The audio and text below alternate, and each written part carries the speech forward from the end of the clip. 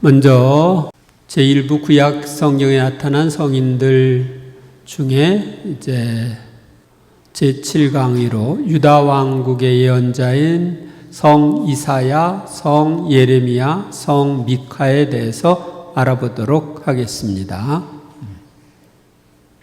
그 앞에 전에 성경 구절 함께 읽고 시작하겠습니다.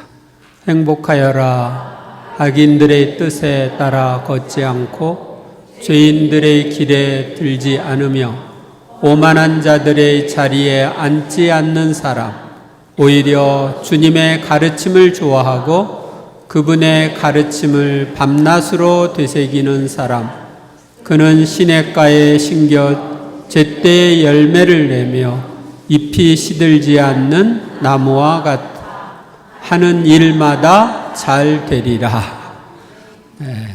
하는 일마다 잘 되려면 어떻게 해요? 그분의 가르침을 밤낮으로 되새기고 살아야 됩니다. 그러니까 말씀대로 살면 모든 일이 잘 된다, 이런 뜻이죠. 근데 말씀대로 안 사는 사람들을 위해서 하느님이 예언자들을 보내주신 거예요. 성 이사야와 예레미야, 미카에 대해서 보는데 내용이 좀 많습니다. 집회서 48장 23절에서 25절 함께 읽겠습니다. 이사야 시절에 태양이 거꾸로 돌아 임금의 수명이 연장되었다. 이사야는 위대한 영의 힘으로 마지막 때를 내다보고 시온에서 통곡하는 이들을 위로하였다. 그는 영원에 이르기까지 일어날 일들을 보여주었고 숨겨진 것들을 미리 알려주었다. 이사야 예언자는 메시아에 대한 예언을 했기 때문에 영원에 이르기까지 일어날 일들을 알려주었다고 말합니다. 먼저 이사야 예언자의 생애에 대해서 보겠습니다. 이사야 했을 때 야는 야훼를 가리키는 거예요. 그래서 야훼님은 구원이라는 뜻이 이사야입니다. 아셨어요? 기원전 765년경 아모츠라는 사람이 아들로 출생했고 축일은 7월 6일입니다. 기원전 740년 우찌야 왕이 죽던 해에 예루살렘의 성전에서 예언자의 소명을 받았습니다. 그리고 701년경까지 남유다에서 예루살렘을 중심으로 40년간 예언직을 수행했습니다. 이사야는 여예언자와 혼인을 하는데 두 아들에게 모두 상징적인 이름을 붙여줍니다. 자식들의 이름까지 동원하여 자기의 메시지를 가시적으로 선포한 것입니다. 이렇듯 이사야는 혼인과 가정생활까지 통틀어 온몸으로 하느님의 말씀을 선포하는 사명을 수행했습니다. 이사야는 정치에 적극적으로 관여한 민족의 영웅이었습니다. 그는 북왕국의 붕괴와 남왕국이 끊임없이 원수들의 위협을 받고 있는 그 시대에 예언 활동을 했습니다. 북이스라엘 왕국은 722년 혹은 721년, 삭자마다 좀 다릅니다. 그때 붕괴했다고 이렇게 봅니다. 이사야 예언서는 대예언서들의 첫 번째 책인데요. 이사야는 위대한 예언자이며 이스라엘에서 메시아에 대한 희망을 가장 잘 증거한 인물입니다. 이사야서 40장에서 55장에는 주님의 종의 노래로 알려져 있는 고난과 영광을 받는 메시아에 대한 예언이 나오는데 그리스도께서 순환을 받으시고 영광스럽게 부활하심으로써 이것이 예수님 안에서 이루어집니다. 그러면 이사야에 관한 열왕기의 말씀을 보겠습니다. 예루살렘의 구원에 대한 말씀을 전하는데요. 아모츠의 아들 이사야가 히즈키야에게 사람을 보내어 말하였다. 주 이스라엘의 하느님께서 이렇게 말씀하십니다. 나는 이 도성을 보호하여 구원하리니 이는 나 자신 때문이며 나의 종 다윗 때문이다. 이 말씀대로 구원이 됩니다. 외세의 침범에서 구원이 됩니다. 어떻게 구원이 되느냐? 그날 밤 주님의 천사가 나아가 아시리아 진영에서 18만 5천 명을 쳤다. 아침에 일어나 보니 그들이 모두 죽음뿐이었다. 아시리아 임금 사네립은 그곳을 떠나 되돌아가 니네베에 머물렀다. 니네베는 아시리아의 수도예요. 여러분들 이제 니네베 생각하면 누가 나와요? 요나가 나오죠. 요나가 적국의 수도에 가서 회개하라는 말을 하기 싫어가지고 요리조리 피했죠. 그런데 이 아시리아가 유다를 쳐들어와가지고 점령하려고 했을 때 하느님이 약속하신 대로 이스라엘을 구원해 주는데 천사가 쳐들어온 아시리아 군인들을 18만 5천 명을 쳐서 죽입니다. 그러니 군사가 죽었으니 어떻게 싸워요? 갈 수밖에 없죠. 그런데 이제 사내림도 죽습니다. 나중에 히즈키야의 수명 연장에 관한 말씀을 전함. 그 무렵 히즈키야가 병이 들어 죽게 되었는데 아모츠의 아들 이사야 예언자가 그에게 와서 말하였다. 주님께서 이렇게 말씀하십니다. 너의 집안 일을 정리하여라. 너는 회복하지 못하고 죽을 것이다. 그러자 그가 얼굴을 벽 쪽으로 돌리고 주님께 기도하면서 말씀드렸다. 아, 주님, 제가 당신 앞에서 성실하고 온전한 마음으로 걸어왔고 당신 보시기에 좋은 일을 해온 것을 기억해 주십시오. 그러고 나서 히즈키야는 슬피 통곡하였다. 죽는다니까. 이렇게 이사야가 가운데 뜰에 나가기 전에, 그러니까 말씀을 선포하고 궁전 뜰에 나가기 전에 주님의 말씀이 그에게 내렸다. 너는 돌아가서 내 백성의 영도자 히즈키야에게 말하여라. 너희 조상 다윗의 하느님인 주님이 이렇게 말한다.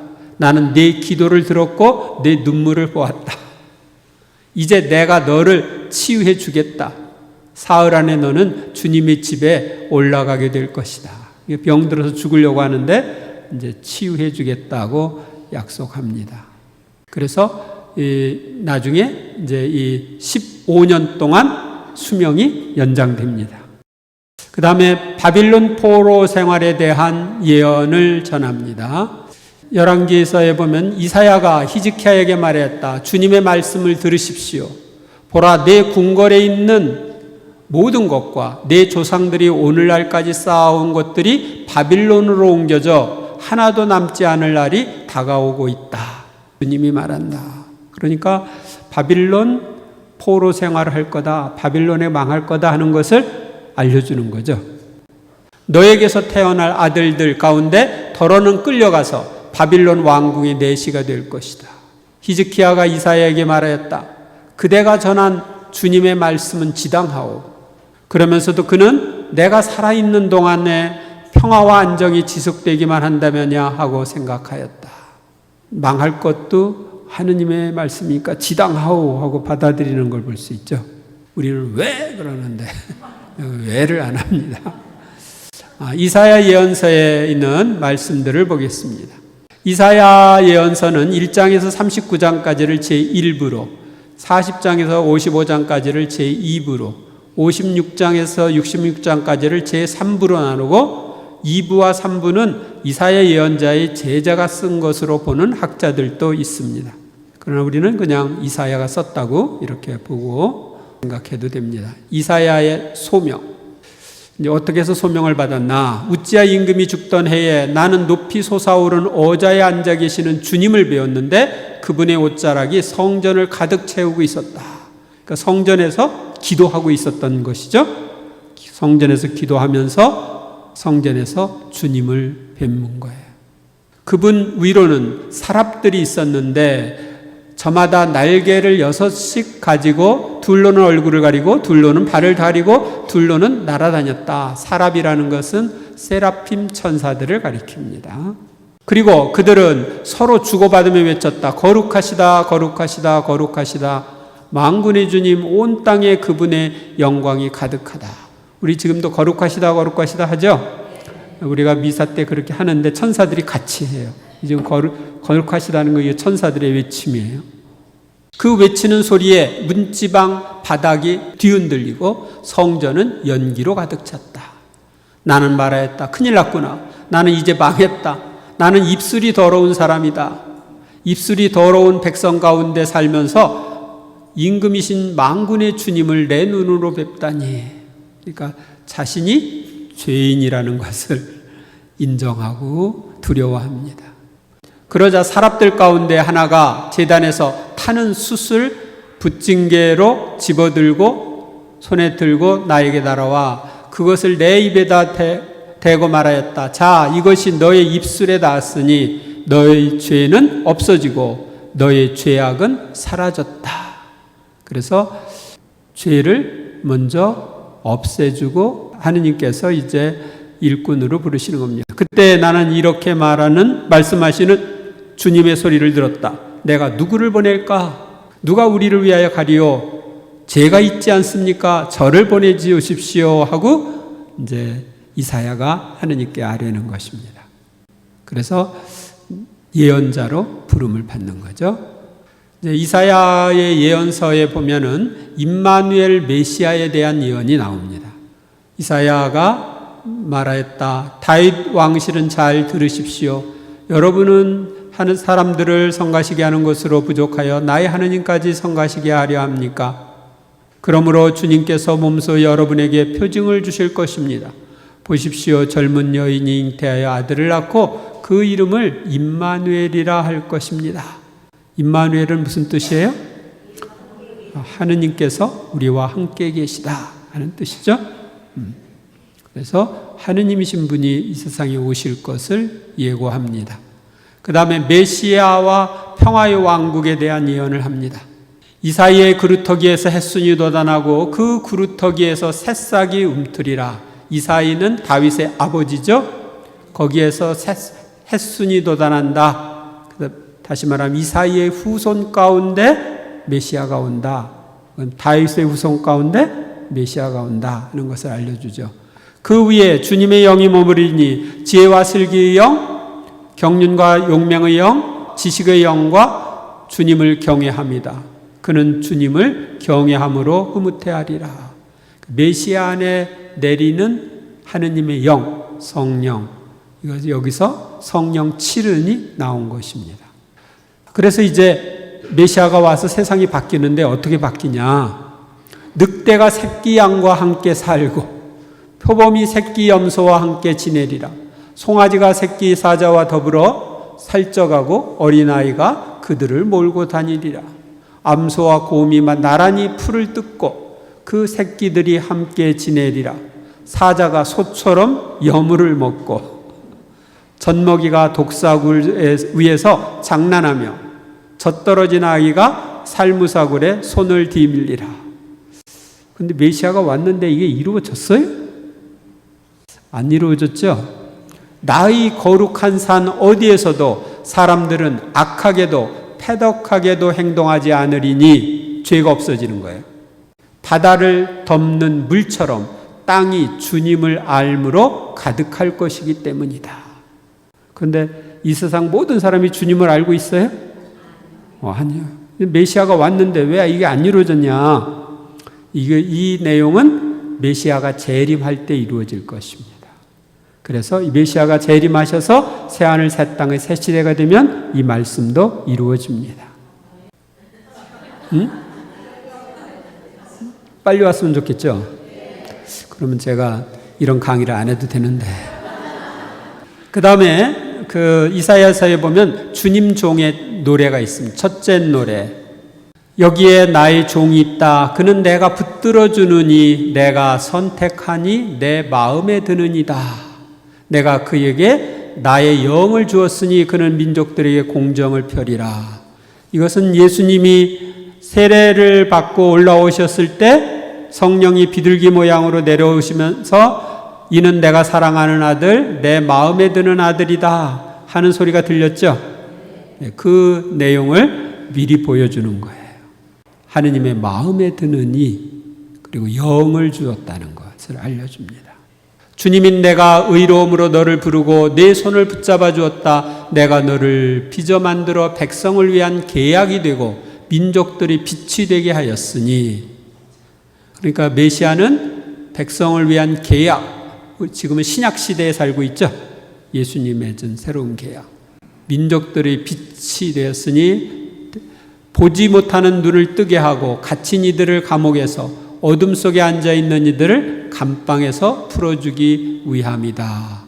해방을 주는 거죠. 눈이 안 보이는 사람이 눈 보고, 감옥에 갇힌 사람이 풀려나고, 어둠 속에 있는 이들이 거기서 감방에서 해방되는 거. 메시아가 와서 할 일들을 알려주는데, 그건 영적으로는 지금 이루어졌지만 육적으로는 아직 완전히 이루어지지 않았는데, 새하늘 새 땅의 새 시대가 되면 감옥도 다 없어질 겁니다. 죄 짓는 사람이 없으니까. 그 다음에 주님 종의 둘째 노래 보면은 이사야서 49장 3절 6절, 그분께서 나에게 말씀하셨다. 너는 나의 종이다. 이스라엘아, 너에게서 내 영광이 드러나리라. 그분께서 말씀하신다. 내가 나의 종이 되어 야곱 지파를 다시 일으키고 이스라엘의 생존자들을 돌아오게 하는 것만으로는 충분하지 않다. 나의 구원이 땅 끝까지 닿아들어 나는 너를 민족들의 빛으로 세운다. 그래서 주님의 종인 메시아는 땅 끝까지 구원이 닿아들어 민족들의 빛으로 세워진 분이다. 그러니까 이스라엘만을 위해서 온 게 아니다 하는 것을 알려주죠. 또 주님 종의 셋째 노래, 나는 매질하는 자에게 내 등을, 수염을 잡아 뜯는 자들에게 내 뺨을 맡겼고 모욕과 수모를 받지 않으려고 내 얼굴을 가리지도 않았다. 예수님의 순환을 보여주는 거예요. 그렇지만 그는 우리의 병고를 메고 갔으며 우리의 고통을 짊어졌다. 그런데 우리는 그를 벌받는 자, 하느님께 매맞은 자, 천대받은 자로 여겼다. 그러나 그가 찔린 것은 우리의 악행 때문이고 그가 으스러진 것은 우리의 죄악 때문이다. 우리의 평화를 위하여 그가 징벌을 받았고 그의 상처로 우리는 나았다. 그래서 메시아를 통해서 우리가 그의 고난을 통해 구원된 것을 이야기합니다. 그는 제 고난의 끝에 빛을 보고 자기의 예주로 흡족해 하리라. 의로운 나의 종은 많은 이들을 의롭게 하고 그들의 죄악을 짊어지리라. 주님 종의 넷째 노래가 셋째 노래 끝나고 넷째 노래인데 앞부분 안 했네요. 주님 종의 넷째 노래. 사람들에게 멸시받고 배척당한 그는 고통의 사람, 병고에 익숙한 이였다. 남들이 그를 보고 얼굴을 가릴 만큼 그는 멸시를 받았으며 우리도 그를 대수롭지 않게 여겼다. 그러고서 이제 나오는 내용입니다. 그래서 예수님이 우리의 죄 때문에 고난을 당하신 것, 그러니까 메시아가 그런 분이라고 하는 것을 알려주고 있습니다. 그 다음에 이사야서에 보면 새로운 창조에 대한 이야기를 합니다. 보라, 나 이제 새하늘과 새 땅을 창조하리라. 예전 것들은 이제 기억되지도 않고 마음에 떠오르지도 않으리라. 그러니 너희는 내가 창조하는 것을 대대로 기뻐하고 즐거워하여라. 보라, 내가 예루살렘을 즐거움으로 그 백성을 기쁨으로 창조하리라. 나는 예루살렘으로 말미암아 즐거워하고 나의 백성으로 말미암아 기뻐하리라. 그 안에서 다시는 우는 소리가, 울부짖는 소리가 들리지 않으리라. 거기에는 며칠 살지 못하고 죽는 아기도 없고 제 수명을 채우지 못하는 노인도 없으리라. 100살에 죽는 자를 젊었다고 하고 100살에 못 미치는 자를 저주받았다 하리라. 정녕 내 백성의 수명은 나무의 수명과 같고 내게 선택받은 이들은 저희 손이 이룬 바를 즐기리라. 그러니까 여러분들의 수명이 앞으로 무슨 수명과 같아? 나무 수명과 같아. 나무가 보면 몇백 년 된 나무들이 많죠? 그러니까 여러분들 몇백 살 살 거 기대하세요. 뭐 1000년 된 나무도 있잖아. 그들이 부르기도 전에 내가 대답하고 그들이 말을 마치기도 전에 내가 들어주리라. 그래서 이제 새로운 예루살렘이 이 땅에 임하면, 그러니까 새하늘 새 땅의 새 시대에 임하면 바로 이런 일들이 이루어질 거다. 그래서 저도 죽기 전에 예수님의 재림과 새하늘 새 땅의 새 시대가 이루어져서 한 500살쯤은 살지 않을까. 우리나라 노랫말이 이루어지는 거예요. 한 500년 살자는데 웬 성화요. 늑대와 새끼양이 이제 그때가 되면 그 새 시대가 되면 늑대와 새끼양이 함께 풀을 뜯고 사자가 소처럼 여물을 먹으며 뱀이 흙을 먹이로 삼으리라. 나의 거룩한 산 어디에도 그들은 악하게도 패덕하게도 행동하지 않으리라. 주님께서 말씀하신다. 그래서 이런 시대가 빨리 왔으면 좋겠어요. 복음서에 나오는 이사야 예언자에 대한 걸 보겠습니다. 먼저 세례자 요한의 설교에 보면 그 무렵 세례자 요한이 나타나 유다 광야에서 이렇게 선포하였다. 회개하여라, 하늘나라가 가까이 왔다. 요한은 이사야 예언자가 말한 바로 그 사람이다. 이사야는 이렇게 말하였다. 광야에서 외치는 이의 소리, 너희는 주님의 길을 마련하여라. 그분의 길을 곧게 내어라. 그래서 이사야의 예언이 이루어졌다는 걸 알려줍니다. 또 갈릴레아에서 전도하실 때 그 내용입니다. 예수님께서는 요한이 잡혔다는 말을 들으시고 갈릴레아로 물러가셨다. 그리고 나자렛을 떠나 즈불론과 납달리 지방 호숫가에 있는 가파르나움으로 가시어 자리를 잡으셨다. 이 가파르나움이 예수님이 복음을 전하는 중심지였어요. 예수님 집이 여기에 있었어요. 이사야 예언자를 통하여 하신 말씀이 이루어지려고 그리 된 것이다. 그래서 즈불론 땅과 납달리 땅 바다로 가는 길 요르단 건너편 이 민족들의 갈릴레아 어둠 속에 앉아있는 백성이 큰 빛을 보았다. 죽음의 그림자가 드리운 고장에 앉아있는 이들에게 빛이 떠올랐다. 빛이신 주님이 거기에서 일하신 거죠.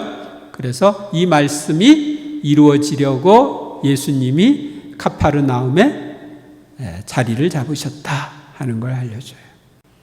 구약 말씀이 이루어진 거죠. 그때부터 예수님께서는 회개하여라, 하늘나라가 가까이 왔다 하고 선포하기 시작하였다. 그 다음 세례자 요한의 증언에도 나옵니다. 요한의 증언은 이러하다. 유다인들이 예루살렘에서 사제들과 레위인들을 요한에게 보내어 당신은 누구요? 하고 물었을 때 요한은 서슴지 않고 고백하였다. 나는 그리스도가 아니다. 다시 말하면 메시아가 아니다 하고 고백한 거죠. 요한이 말하였다. 나는 이사야 예언자가 말한 대로 너희는 주님의 길을 곧게 내어라 하고 광야에서 외치는 이의 소리다. 나자렛 회당에서 희년을 선포하시는 예수님의 거기에도 이사야가 나옵니다. 예수님께서는 당신이 잘하시던 나자렛으로 가시어 안식일에 늘 하시던 대로 회당에 들어가셨다. 그리고 성경을 봉독하려고 일어서시자 이사야 예언자의 두루마리가 그분께 건네졌다. 그분께서는 두루마리를 펴시고 이러한 말씀이 기록된 부분을 찾으셨다. 주님께서 나에게 기름을 부어주시니 주님의 영이 내 위에 내리셨다. 주님께서 나를 보내시어 가난한 이들에게 기쁜 소식을 전하고 잡혀간 이들에게 해방을 선포하며 눈먼 이들을 다시 보게 하고 억압받는 이들을 해방시켜 보내며 주님의 은혜로운 애를 선포하게 하셨다. 이렇게 하시고 예수님께서는 두루마리를 말아 시중들은 이에게 돌려주시고 자리에 앉으시니 회당에 있던 모든 사람의 눈이 예수님을 주시하였다. 예수님께서 그들에게 말씀하기 시작하였다. 오늘 이 성경 말씀이 너희가 듣는 가운데 이루어졌다. 즉 이사야 예언자의 말씀을 선포하고 그것이 이루어진 것을 이야기합니다. 잡혀간 이들에게 해방을, 포로로 잡혀간 이들에게 해방을, 눈먼 이들을 다시 보게 하고 억압받는 이들, 그러니까 로마 제국의 식민지로서 억압받는 이들 있죠. 이런 것처럼 이민족의 억압을 받는 이들이 해방을 하게 되는 주님의 은혜로운 애를 선포하게 하셨다. 그래서 또 유다인들의 불신, 예수님께서는 그들 앞에서 그토록 많은 표징을 일으키셨지만 그들은 그분을 믿지 않았다. 이는 이사야 예언자가 한 말이 이루어지려고 그리 된 것이다. 주님, 저희가 전한 말을 누가 믿었습니까? 주님의 권능이 누구에게 드러났습니까? 사도행전과 로마서에 나오는 이사야 예언서를 보겠습니다. 필리포스와 에티오피아 내시 이야기입니다. 주님의 천사가 필리포스에게, 이 필리포스는 7 부제 중에 한 사람입니다. 일어나 예루살렘에서 가자로 내려가는 길을 따라 남쪽으로 가거라. 그것은 외딴 길이다. 필리포스는 일어나 길을 가다가 에티오피아 사람 하나를 만났다. 그는 에티오피아 여왕 칸다케의 내시로서 그 여왕의 모든 재정을 관리하는 고관이었다. 그는 하느님께 경배하러 예루살렘에 왔다가 돌아가면서 자기 수레에 앉아 이사야 예언서를 읽고 있었다. 그때 성령께서 필리포스에게 가서 저 수레에 바짝 다가서라 하고 이르셨다. 필리포스가 달려가 그 사람이 이사야 예언서를 읽는 것을 듣고서 지금 읽으시는 것을 알아듣습니까? 하고 물었다. 여기서 보면 이사야 예언서를 읽는 것을 들었다고 그랬죠? 소리 내어서 읽었다는 걸 알 수 있죠. 그러니까 들을 수 있었죠. 그러자 그는 누가 나를 이끌어주지 않으면 내가 어떻게 알아들을 수 있겠습니까? 하고서 필리포스에게 올라와 자기 곁에 앉으라고 청하였다. 그가 읽던 성경 구절은 이러하였다. 그는 양처럼 도살장으로 끌려갔다. 털 깎는 사람 앞에 잠자코 서 있는 어린 양처럼 자기 입을 열지 않았다. 예수님의 순환에 대한 얘기죠. 그는 굴욕 속에 권리를 박탈당하였다. 그의 생명이 이 세상에서 제거되어 버렸으니 누가 그의 후손을 이야기하랴. 내시가 필리포스에게 물었다. 청컨대 대답해 주십시오. 이것은 예언자가 누구를 두고 하는 말입니까? 자기 자신입니까? 아니면 다른 사람입니까? 필리포스는 입을 열어 이 성경 말씀에서 시작하여 예수님에 관한 복음을 그에게 전하였다. 그게 바로 예수님에 대한 얘기다. 메시아에 대한 얘기다 하고 전해줬죠. 이렇게 그들이 길을 가다가 물이 있는 곳에 이르자 내시가 말하였다. 여기에 물이 있습니다. 내가 세례를 받는데 무슨 장애가 있겠습니까? 그러고 나서 수레를 세우라고 명령하였다. 필리포스와 내시 두 사람이 물로 내려갔다. 그리고 필리포스가 내시에게 세례를 주었다. 하루 만에 세례받았어요. 예수님을 메시아로 인정하고 받아들임으로써 그리스도인이 된 거예요. 그들이 물에서 올라오자 주님의 성령께서 필리포스를 잡아채듯 데려가셨다. 그래서 내시는 그를 더 이상 보지 못하였지만 기뻐하며 제 갈 길을 갔다. 그러니까 잡아채듯 데려갔으니까 금방 없어진 거죠. 그러니까 순간이동. 이렇게. 그 다음에 바오로 사도의 로마 선교에서 나오는 이사야 말씀. 그러자 어떤 이들은 바오로의 말을 받아들이고 어떤 이들은 믿지 않았다. 그들이 이렇게 서로 의견을 달리한 채 떠나려고 할 때에 바오로가 한마디 덧붙였다. 성령께서 이사야 예언자를 통하여 여러분이 조상들에게 하신 말씀이 지당합니다. 곧 이 말씀입니다. 너는 저 백성에게 가서 말하여라. 너희는 듣고 또 들어도 깨닫지 못하고 보고 또 보아도 알아보지 못하리라. 저 백성이 마음은 무디고 귀로는 제대로 듣지 못하며 눈은 감았기 때문이다. 이는 그들이 눈으로 보고 귀로 듣고 마음으로는 깨닫고서는 돌아와 내가 그들을 고쳐주는 일이 없게 하려는 것이다. 우리가 주님께 마음의 문을 닫으면 고쳐질 수가 없죠. 그러므로 여러분은 하느님의 구원이 다른 민족들에게 보내졌다는 것을 알아야 합니다. 그들은 들을 것입니다. 그러니까 유대인들은 안 듣는데 이방인들은 들을 거다. 그래서 지금은 유다인들은 그리스도인이 대부분 안 됐고 대부분의 그리스도인들은 이스라엘 사람들이 이방인이라고 하는 우리들이 된 거예요. 로마서에 나오는 이사야의 또 다른 말씀을 보면 이사야는 심지어 이렇게까지 말합니다. 나를 찾지도 않는 자들을 내가 만나 주었고 나에 관하여 묻지도 않는 자들에게 나를 드러내 보였다. 이방인들이 우리한테 그렇게 했다는 거예요.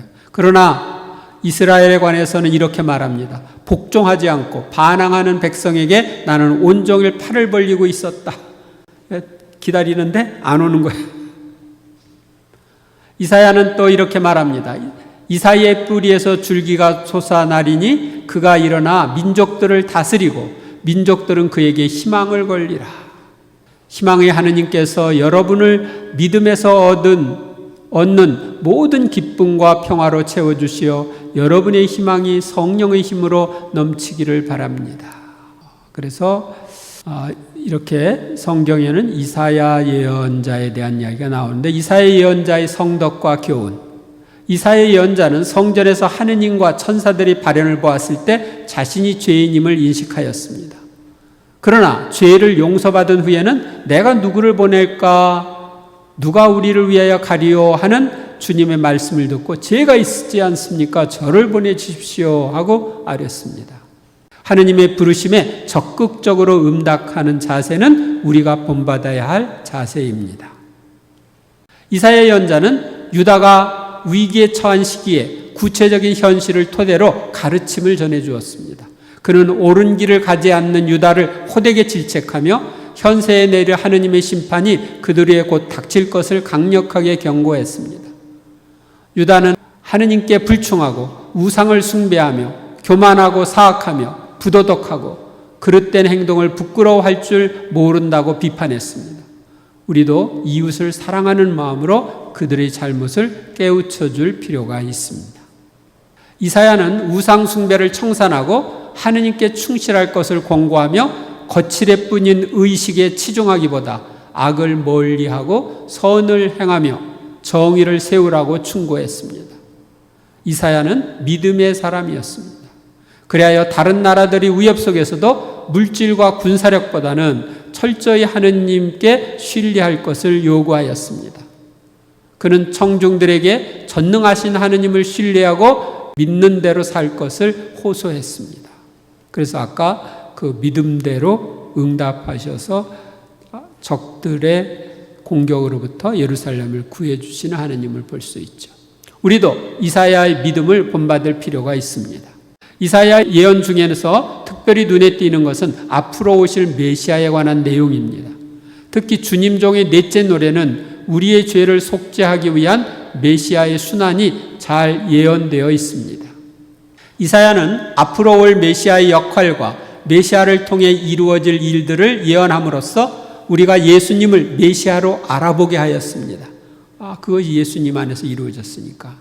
이사야가 기도를 통해 하느님과 깊은 일치 속에 있었기에 메시아에 대한 예언을 자세히 할 수 있었습니다.